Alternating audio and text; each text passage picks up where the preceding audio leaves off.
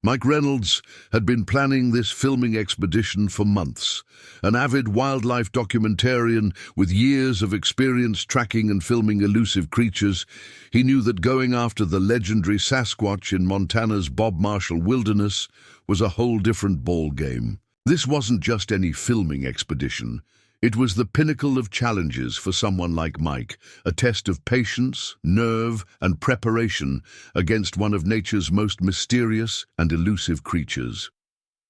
As Mike's small plane descended towards Missoula, he gazed out the window at the rugged Montana landscape below. Vast stretches of wilderness spread out in every direction, a tapestry of dense forests, snow-capped mountains, and winding rivers. This was prime Sasquatch country, and somewhere out there Mike's quarry awaited. The stories of Bigfoot sightings in this region had increased dramatically over the past year, with local hunters and hikers reporting glimpses of massive, fur-covered bipedal creatures moving through the remote valleys and ridgelines of the Bob Marshall Wilderness. The plane touched down with a bump on Missoula's runway. Mike gathered his gear and made his way through the small airport, his mind already racing with anticipation for the expedition ahead. He had arranged to meet his guide, Sarah Blackwolf, at a local outfitter shop to go over final preparations. Sarah was easy to spot, a seasoned veteran of the Montana wilderness with keen eyes that spoke of countless days spent in the unforgiving outdoors.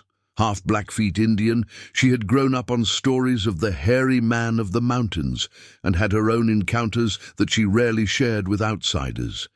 She greeted Mike with a firm handshake and an appraising nod. "Ready to go searching for the impossible?" Sarah asked, her voice calm but warm. "Been ready for this my whole life," Mike replied, unable to keep the excitement from his voice.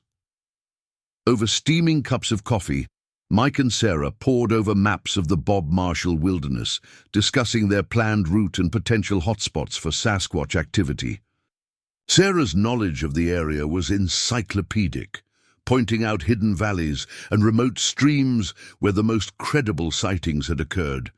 Her grandfather had been a tracker and had taught her signs that few people would recognize. "Now listen, here," Sarah said, her tone turning serious. "Tracking Sasquatch ain't like tracking any other creature out there. These beings are intelligent, possibly more than we give them credit for. They're cautious, and they don't forgive mistakes. You've got to be on your toes every second out there." Mike nodded solemnly. He had heard the stories of experienced outdoorsmen who had been stalked through the wilderness, their camps disturbed, strange vocalizations echoing through the mountains at night. The few credible photographs that existed were blurry, taken in panic by hikers who stumbled upon the creatures unexpectedly. "I understand," he said. "That's why I wanted to go with the best guide in Montana." Sarah chuckled at the compliment, but didn't deny it. Her reputation for consistently finding rare and elusive wildlife was well earned in the region. "Flattery will get you nowhere out in the bush," she said with a wink, "but I appreciate it all the same." With their strategy laid out, Mike and Sarah made their way to her rugged 4x4 truck, where they began loading supplies for the long expedition ahead. High-end cameras were carefully packed, along with thermal imaging equipment, sound recording devices, and motion-activated trail cameras. All of Mike's equipment was state-of-the-art, representing a significant investment in his quest to be the first person to capture indisputable evidence of Sasquatch. As they loaded supplies, Sarah ran through a final equipment check. Emergency gear was carefully organized, satellite phones were charged, and food supplies for 2 weeks were stowed in bear-proof containers. In the unforgiving Montana wilderness, proper preparation could mean the difference between life and death. "Got your permits?" Sarah asked as they finished loading. Mike patted his pocket. "Right here. Took me weeks to get approval for filming in the wilderness area. I'm not about to forget the most important piece of paper." With everything secured, Sarah fired up the truck's engine and they pulled away from Missoula, heading east towards the mountains that loomed on the horizon. The plan was to drive as far as possible on the forest roads, then backpack into the remote heart of the Bob Marshall Wilderness, an area locals called the Sasquatch Triangle due to the concentration of sightings over the decades. As Missoula faded into the distance behind them, Mike felt a mix of excitement and nervous energy coursing through him. The journey into the mountains was a visual feast. Towering peaks rose on either side, their slopes covered with dense pine forests. Eagles soared overhead, scanning the landscape for prey, while the occasional deer or elk appeared briefly along the roadside before bounding away into the safety of the trees. Mike breathed in the crisp, clean air, savoring the wildness of it. As they traveled, Sarah shared stories from her years of guiding in these mountains, tales of strange encounters, unexplained phenomena, and the breathtaking beauty of the Montana wilderness kept Mike enthralled. But Sarah also peppered her stories with practical advice, the importance of reading subtle signs, understanding animal behavior, and always maintaining situational awareness in Sasquatch country. "Remember," Sarah said, her eyes scanning the forest as they drove along a particularly remote stretch of road, "a Sasquatch can cover ground faster than an Olympic sprinter. By the time you hear it coming, it might already be too late.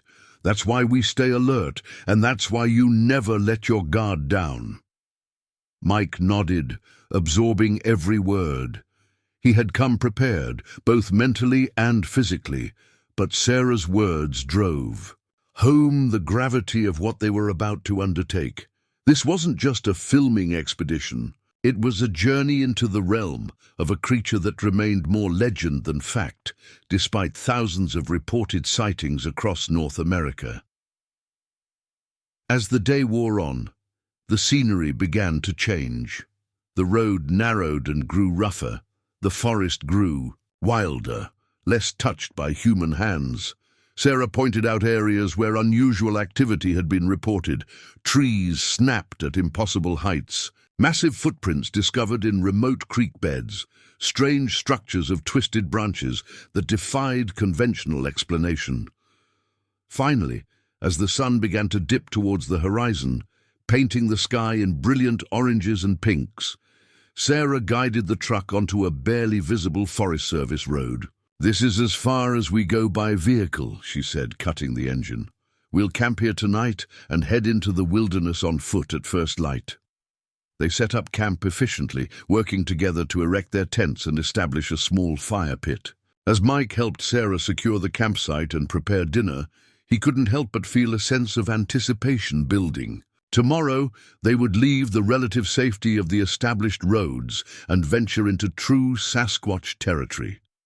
Over a hearty meal of venison stew cooked over the open fire, Sarah laid out the plan for the next day. They would hike approximately 12 miles to establish a base camp in a remote valley that had seen increased Sasquatch activity in recent months.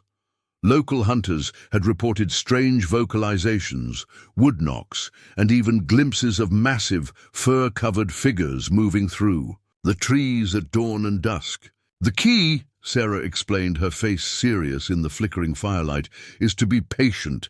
These creatures have survived by avoiding human contact. They're masters of stealth, and they know these mountains better than any human ever could. We don't find them. They allow themselves to be seen, usually only for a moment." As night fell and stars began to twinkle in the clear Montana sky, Mike lay in his tent, listening to the sounds of the wilderness around him.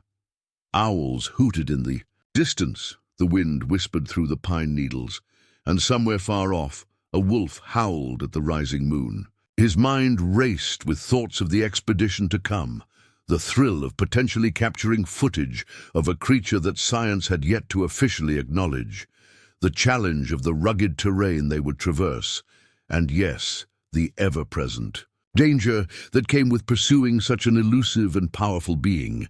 But mixed with the excitement was a profound respect for the wilderness and its mysteries. Mike knew that this expedition was about more than just capturing sensational footage.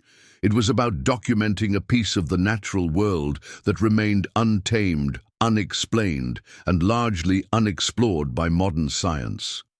As sleep finally began to overtake him, Mike's last thoughts were of the adventure that awaited in the morning. Whatever happened, he knew that this expedition would be an experience he would never forget. With the rhythmic sounds of the forest and Sarah's soft breathing from her nearby tent, Mike drifted off, dreaming of massive, fur-covered figures moving with impossible grace through the misty Montana forests. The first rays of dawn were just beginning to paint the Montana sky when Mike awoke, his senses immediately alert. He could hear Sarah already moving about outside, the soft clink of a camp stove suggesting she was preparing their morning coffee. The air was crisp and cold, carrying the scent of pine and distant snow-capped peaks. Mike quickly dressed and emerged from his tent into the cool morning air, his breath visible in the low temperature. Sarah handed him a steaming cup of coffee without a word, her eyes already scanning the surrounding forest. They had both experienced enough wilderness expeditions to develop a comfortable rhythm, minimizing unnecessary conversation in the early hours when wildlife was most active. As they ate a quick breakfast of oatmeal and dried fruit, Sarah laid out the route for the day. They would follow an old game trail that wound through the forest before connecting with an even older, barely discernible hunter's path that would take them deep into the heart of Sasquatch country. "The place we're heading," Sarah explained, tracing their route on a topographic map spread across her knees, "is called Shadowvale by the locals. It's a narrow valley with steep walls, lots of cover, and a year-round creek that attracts game. It's exactly the kind of place where a large, intelligent creature would choose to live, remote, defensible, with abundant resources." Mike studied the map intently.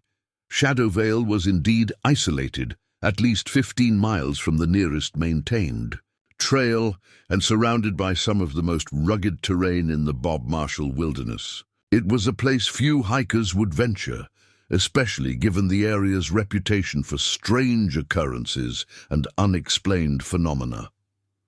With breakfast finished and gear packed, they shouldered their heavy backpacks and set out.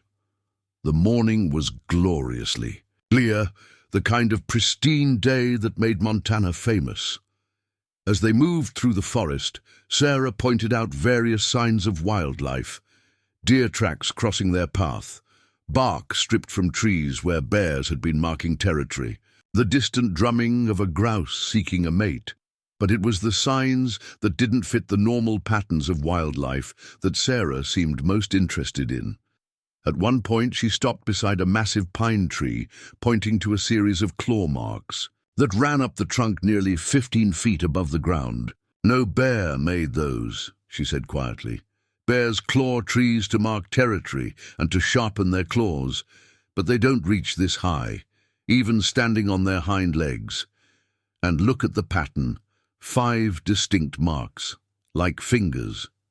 Mike felt a shiver run down his spine as he examined the marks. They did indeed resemble massive fingers that had gouged into the bark with incredible strength. He quickly unpacked his camera, documenting the find from multiple angles, ensuring the scale of the marks was clearly visible. They continued their journey, the terrain gradually becoming more challenging as they moved deeper into the wilderness. The trail grew fainter, requiring Sarah's expert tracking skills to follow. The forest around them changed too, the trees growing older and more massive, creating a cathedral-like canopy overhead that filtered the sunlight into dappled patterns. On the forest floor, around midday, they stopped beside a small stream to rest and refill their water bottles. As Mike knelt by the water, Sarah suddenly gripped his shoulder, her fingers digging in with surprising strength. "Don't move," she whispered, her eyes fixed on something across the stream. Mike slowly raised his gaze, following Sarah's line of sight. At first, he saw nothing unusual, just the dense undergrowth and trees on the opposite bank. Then, almost imperceptibly, something moved, a patch of darkness that seemed to shift against the backdrop of the forest. Sarah's hand moved to her rifle, not drawing it, but resting her palm on the stock in a gesture of readiness. Mike's heart pounded in his chest as he slowly, carefully reached for the camera hanging around his neck. For several long, tense seconds, they remained frozen in place, watching the area where the movement had occurred. Then, without warning, a massive bull moose emerged from the trees, its enormous antlers swaying as it moved to the water's edge to drink. Mike let out a breath he hadn't realized he'd been holding, a mix of relief and disappointment washing over him. "Not what we're looking for," Sarah said softly, "but a good reminder to stay alert. Where there's moose, there could be grizzly. And where there's grizzly, there could be Sasquatch," Mike finished for her. The relationship between large predators and Sasquatch was a subject of much debate among researchers. Some believed the creatures followed bear and wolf activity, scavenging from their kills. Others theorized that Sasquatch actually competed with bears for territory and resources. They watched the moose for several minutes as it drank from the stream, its massive frame a testament to the abundance of the Montana wilderness. When it finally moved back into the forest, disappearing as silently as it had appeared, they resumed their journey, now more alert than ever to the possibility of larger, more dangerous wildlife in the area. The afternoon brought increasingly challenging terrain. The game trail they had been following faded entirely, forcing them to navigate using Sarah's compass and intimate knowledge of the landscape.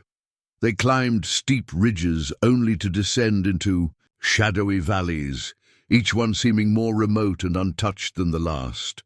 As the light began to fade, signaling the approach of evening, Sarah led them into a small clearing nestled at the base of a rocky outcropping. "We'll make camp here for the night," she said, scanning the area with a practiced eye. "Good visibility, natural shelter, and close to water." She pointed to a small spring bubbling up from beneath the rocks. As they set up their tents, Mike couldn't shake the feeling of being watched. Every rustle in the undergrowth, every snapping twig, sent a jolt of adrenaline through his system. Sarah seemed to sense his unease. "It's natural to feel on edge out here," she said as they drove tent stakes into the soft ground. "Truth is, we probably are being watched. Could be curious deer, maybe a mountain lion. Out here you're never truly alone." The implication hung in the air between them, unspoken but understood.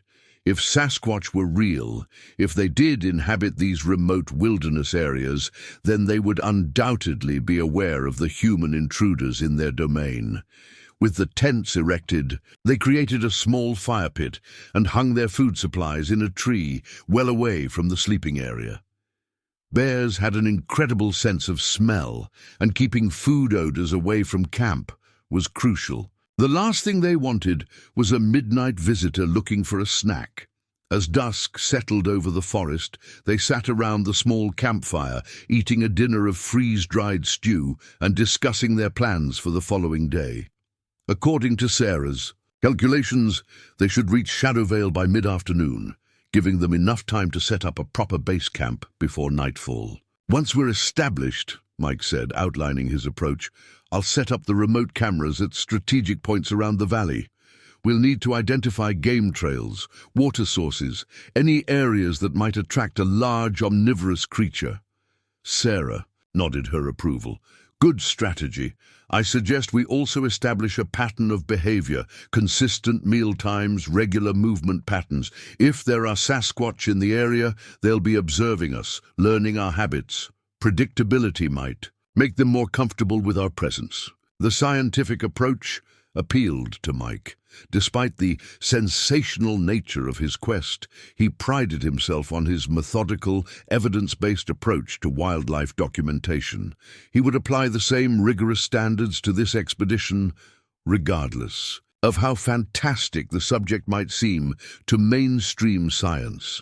As night fell fully, the forest around them transformed. The darkness beneath the trees became absolute, impenetrable even to their headlamps. The sounds changed too, the daytime chorus of birds giving way to the hoots of owls, the rustling of nocturnal creatures, and occasionally sounds neither of them could readily identify. It was during one such moment of strange quiet, when even the insects seemed to have gone silent, that they heard it. A long, mournful call echoing through the mountains. It started low and rose in pitch, carrying across the valley with remarkable clarity, before fading into silence. "What was that?" Mike whispered, though he already suspected the answer. Sarah's face was grim in the flickering firelight. Not elk, not wolf, not bear. "Sasquatch?" Mike asked, the word barely audible. Sarah didn't answer immediately, her head tilted as if listening for a repeat of the sound. When it didn't come, she finally spoke. "There are things in these mountains that defy easy explanation," she said, carefully. "My grandfather used to say that the wilderness keeps its own counsel, and it's not for us to demand its secrets." Mike wanted to press for a more direct answer, but something in Sarah's expression stopped him. There was knowledge there, perhaps even fear, that went beyond her professional guide persona. This was personal for her in a way it wasn't for him, connected to her heritage and her lifelong relationship with these mountains.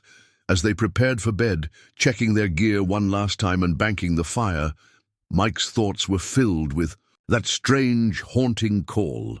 He had studied recordings of purported Sasquatch vocalizations, from the famous Sierra sounds to more recent audio captured by the Bigfoot Field Researchers Organization. What they had heard tonight matched many of those recordings in its unusual tone and resonance. Lying in his tent that night, staring up at the nylon ceiling, Mike couldn't help but feel that they were on the verge of something extraordinary. The Montana wilderness had already begun to reveal hints of its mysteries, and they hadn't even reached their destination yet. Tomorrow, they would enter Shadow Vale, the heart of Sasquatch country. Whatever awaited them there, Mike was determined to document it, to bring back evidence that would either confirm or refute the existence of the creatures once and for all. As he drifted off to sleep, lulled by the gentle sounds of the night forest, Mike's last thoughts were of massive, shadowy figures moving through the trees, watching, waiting, their ancient eyes filled with a wisdom and wariness born of centuries avoiding human contact. Tomorrow, the real expedition would begin. Morning came with a heavy mist clinging to the forest floor, wreathing the trees in ghostly tendrils that shifted and swirled in the faint breeze. Mike emerged from his tent to find Sarah already awake, sitting motionless on a fallen log, her eyes fixed on the surrounding forest. She acknowledged his presence with a slight nod, but didn't speak, her attention focused on something beyond. "The perimeter of their camp. What is it?" Mike whispered, instinctively keeping his voice low. "Something passed by about 20 minutes ago," Sarah replied, her voice equally soft. "Didn't see it, but I heard branches breaking, too large for deer, moving too quietly for bear."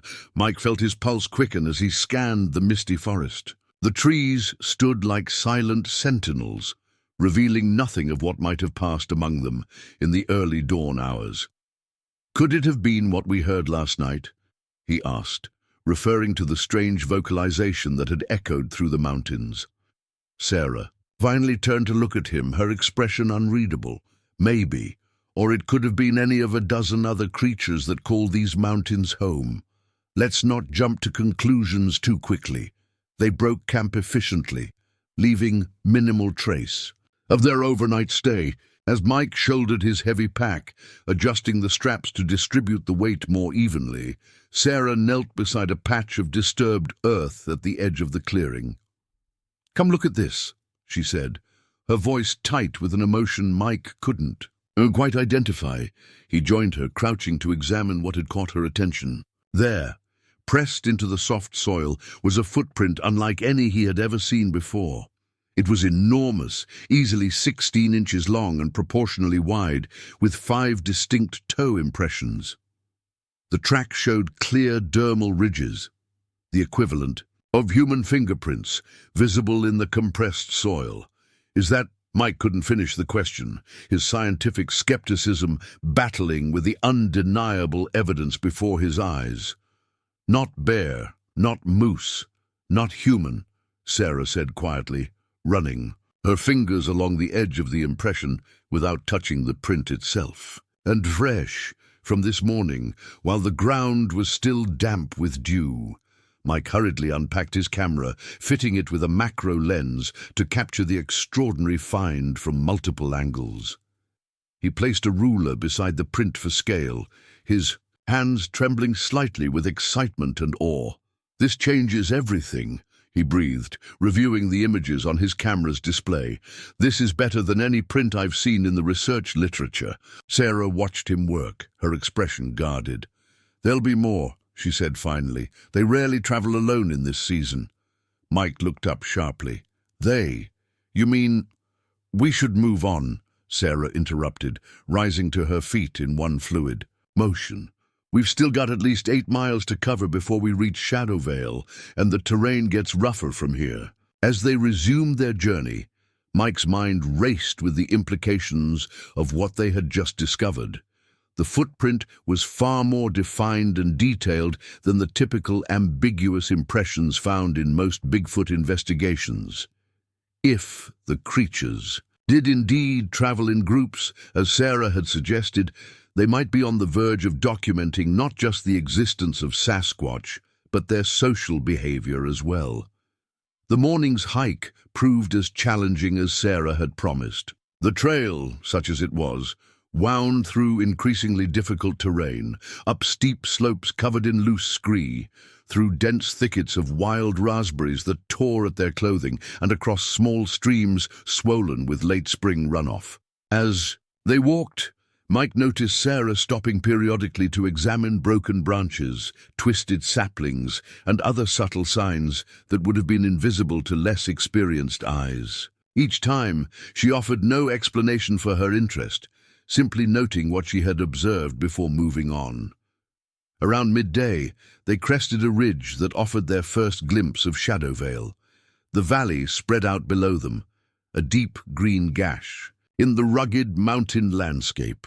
Steep walls rose on 3 sides, thick with ancient forest. A silver ribbon of water wound through the center, catching the sunlight where it wasn't shaded by overhanging trees. The entire scene had a primordial quality, as if they were looking back in time to an era before human influence. "It's incredible," Mike said, taking in the view with a sense of reverence. "How many people come here?" "Almost none," Sarah replied, surveying the valley with a critical eye. "Maybe a few hunters during the season, though most stick to more accessible areas. The Forest Service doesn't maintain any trails here, and the approach is too difficult for casual hikers." "The perfect sanctuary," Mike murmured, understanding immediately why this remote location might be ideal for a large, reclusive species seeking to avoid human contact. They began their descent into the valley, picking their way carefully down the steep slope. As they neared the valley floor, the forest closed in around them once more, the trees older and more massive than those they had passed through earlier. Moss hung from the branches in thick curtains, and the undergrowth grew dense in patches where sunlight penetrated the canopy. It was in one such clearing that Sarah suddenly froze, raising her hand in a signal for absolute stillness. Mike stopped instantly, his senses on high alert. For several long moments they stood motionless, barely breathing. Then Mike heard it, a rhythmic hollow sound echoing through the trees. Knock, knock, knock. 3 distinct impacts, like wood striking wood, followed by silence. Sarah slowly raised 3 fingers, then pointed to herself. Mike understood. She would respond with 3 knocks of her own. She moved to a nearby tree, unsheathed the hunting knife from her belt, and struck the trunk 3 times with the handle. The sound carried through the forest, remarkably similar to what they had heard. They waited, the forest around them unnaturally quiet. Then, from a different direction than the original sound, came a response. Knock, knock, knock, knock, knock. 5 impacts this time. "It's communication," Mike whispered, unable to contain his excitement. "They're talking to each other, and to us. Sarah's expression remained neutral, but her eyes betrayed her tension. "Or they're coordinating to surround us," she said quietly. "Stay close and keep your eyes open. We're being watched from multiple positions now." The knowledge that they were under observation sent a chill down Mike's spine, despite the warmth of the afternoon. He found himself scanning the forest constantly as they continued their journey, searching for any sign of movement, any shadow that didn't belong. They reached the creek that ran through the center of Shadowvale an hour later. The water was clear and cold, tumbling over smooth stones with a musical gurgle that provided a constant backdrop to the forest sounds around them. Sarah led them upstream for another half-mile, finally stopping in a small clearing that offered good visibility and proximity to water. "This is where we'll make our base camp," she announced, setting down her pack with obvious relief. "Defensible position, good sight lines, easy access to clean water." The mention of a defensible position wasn't lost on Mike. Their guide was thinking strategically, considering not just comfort but safety in her choice of campsite. It reinforced his growing awareness that they were venturing into territory where humans were not the dominant species. They worked quickly to establish their camp, erecting their tents and creating a designated cooking area well away from where they would sleep. Standard practice in bear country, but perhaps even more important given what else might be sharing these woods with them. As Mike unpacked his specialized equipment, setting up his primary camera on a carbon fiber tripod, Sarah busied herself creating subtle markers around the perimeter of their camp, small stacks of stones, crossed sticks, and other signs that would alert them if disturbed. "I'm going to set up some of the trail cameras," Mike said, slinging a bag of equipment over his shoulder. "There are several game trails converging near the creek about 100 yards north of here. Seems like a promising location." Sarah looked up from her work, her brow furrowed. "Not alone," she said firmly. "We stay together, especially this first day. They need time to assess us, to determine if we're a threat." The way she spoke of the forest's unknown inhabitants with certainty rather than speculation continued to intrigue Mike.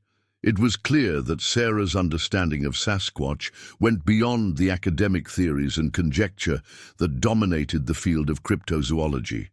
Her knowledge seemed personal, practical, rooted in experience rather than theory. They spent the remaining daylight hours setting up Mike's array of cameras and recording equipment at strategic locations around the valley. High-definition video cameras with night vision capability were positioned to cover game trails and natural tunnels where animals or other large creatures would likely pass. Audio recorders capable of capturing sounds beyond the range of human hearing were hidden in trees, their sensitive microphones ready to pick up even the faintest vocalizations. As they worked, Mike noticed an increasing number of unusual signs. Throughout the valley, strange structures of woven branches that couldn't have formed naturally, trees stripped of bark at heights no bear could reach, an entire sapling uprooted and driven into the ground upside down, its roots splayed against the sky like accusing fingers. "What do you make of those?" Mike asked, gesturing toward one of the woven structures as they passed. Sarah paused, studying the complex arrangement of interlaced branches. "Markers," she said simply. "Territorial signposts, maybe. Or trail markers. They're deliberate, that's for certain." The casual way she acknowledged the structure's intelligent origin made Mike's head spin. It was one thing to theorize about Sasquatch behavior in the abstract, quite another to walk through a forest actively marked by their presence. By the time they returned to camp, dusk was deepening into true darkness. They prepared a simple meal over a small, carefully managed fire, speaking little as they ate. The events of the day had left them both lost in thought, processing the mounting evidence that they were indeed in the midst of something extraordinary. As the last light faded, from the sky and the stars emerged in brilliant clarity above the valley. The forest around them came alive with sound. Owls called from the darkness, small creatures rustled through the undergrowth, and somewhere distant, a wolf howled to its pack. Then, cutting through these familiar wilderness sounds, came something else. A long, ululating cry that started, low and rose to a pitch that made the hair stand up on the back of Mike's neck. It echoed through the valley, seeming to come from everywhere and nowhere at once. Before the sound had fully faded, it was answered by another call from the opposite ridge, similar in structure but deeper, more resonant, powerful enough that Mike could almost feel it vibrating in his chest. "Male and female," Sarah said quietly, staring into the darkness beyond their campfire. The higher pitch was female, the response was male. Mike fumbled with his directional microphone, powering it up and pointing it toward where the second call had originated. "How can you be sure?" he asked, adjusting the settings to maximize sensitivity. Sarah didn't answer immediately, her gaze still fixed on the darkened forest. When she finally spoke, her voice was soft but certain. "My grandfather called them the old people of the mountains. He said they were here long before us, and they'll be here long after we're gone. He taught me their signs, their sounds, how to recognize when they're curious, when they're warning you away, when they're simply talking to each other." Mike lowered his microphone, turning to study his guide's face in the flickering firelight. "You've seen them before," he said. It wasn't a question. Sarah nodded slowly. "3 times. Once when I was a child, with my grandfather. He had a relationship with them. Not friendship exactly, but a mutual respect. They would leave gifts for each other. He would leave tobacco and corn. They would leave unusual stones or perfect pine cones. The second time was during my training as a guide, when I was alone in the Cabinet Mountains during a snowstorm. The third time—" She paused, appearing to choose her words carefully. "The third time was 2 years ago, not far from here. That's why I agreed to guide you. Something's changing in these mountains. Their patterns are shifting. They're becoming more visible, less cautious. I want to understand why." The revelation left Mike momentarily speechless. He had hired Sarah for her reputation as a wilderness guide, not knowing that she carried this deep personal connection to the very creatures they sought. It changed the dynamic of their expedition entirely. "Why didn't you tell me this before?" he asked finally, trying to keep any accusation from his tone. Sarah turned to face him directly, her expression solemn in the firelight. "Would you have believed me? Or would you have dismissed me as another crazy local with Bigfoot stories? I needed to know you were serious, that you would approach this with respect rather than sensation-seeking. Today, you proved that." Before Mike could respond, another sound reached them from the darkness. Not a call this time, but a series of deep, rhythmic thumps that reverberated through the ground beneath them. It was as if something massive was striking the earth with incredible force, deliberately creating vibrations that could be felt as much as heard. "What's happening?" Mike whispered, instinctively reaching for his camera.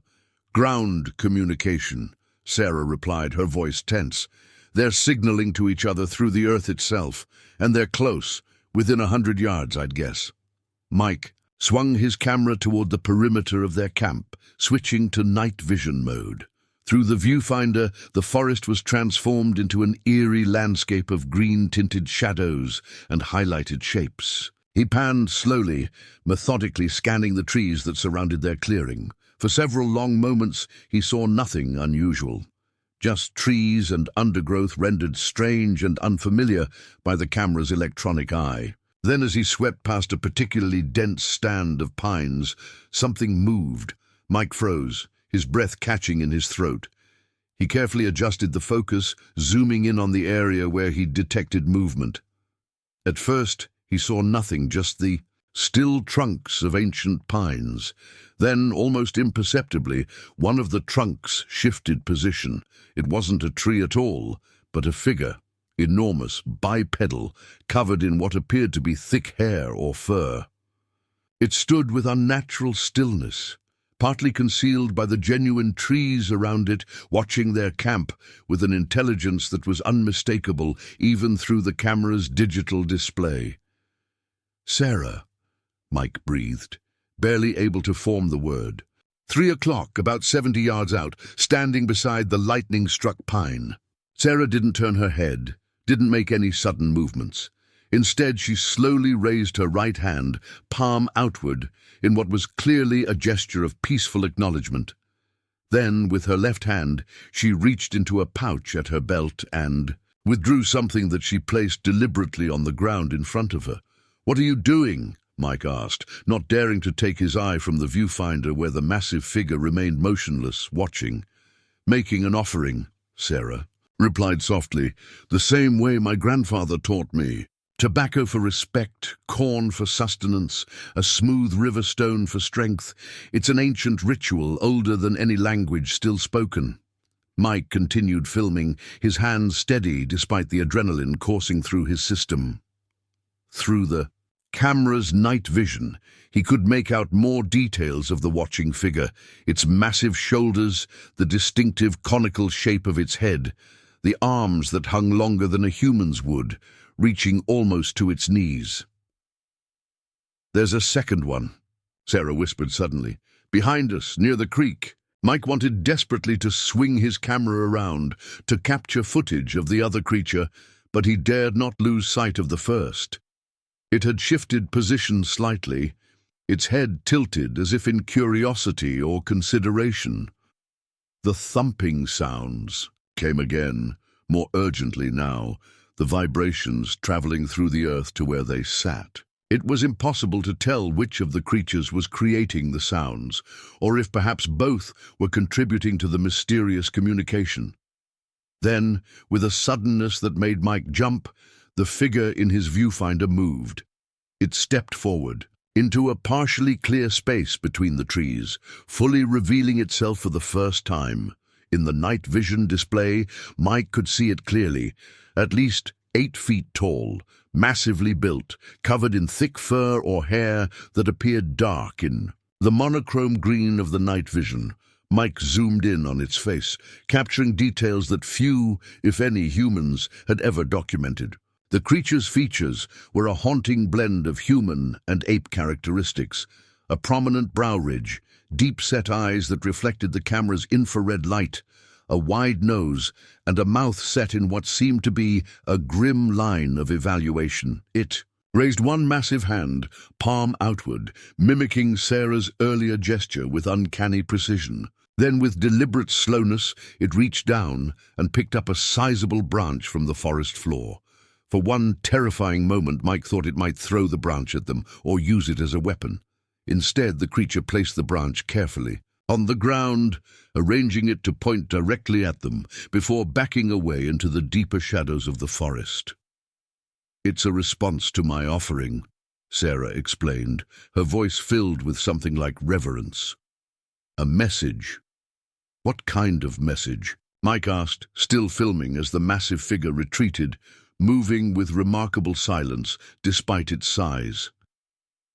Sarah studied the carefully positioned branch, her expression troubled in the firelight. "A warning, I think, or an invitation, maybe both." Before Mike could press for clarification, a new sound cut through the night, a harsh, guttural bellow from somewhere deeper in the valley, followed by a crashing of undergrowth as if something large was moving rapidly through the forest. The figure Mike had been filming jerked its head toward the sound, its body language suddenly tense and alert. It turned back toward their camp for one brief moment, and Mike could have sworn he saw something like concern in its strangely expressive face.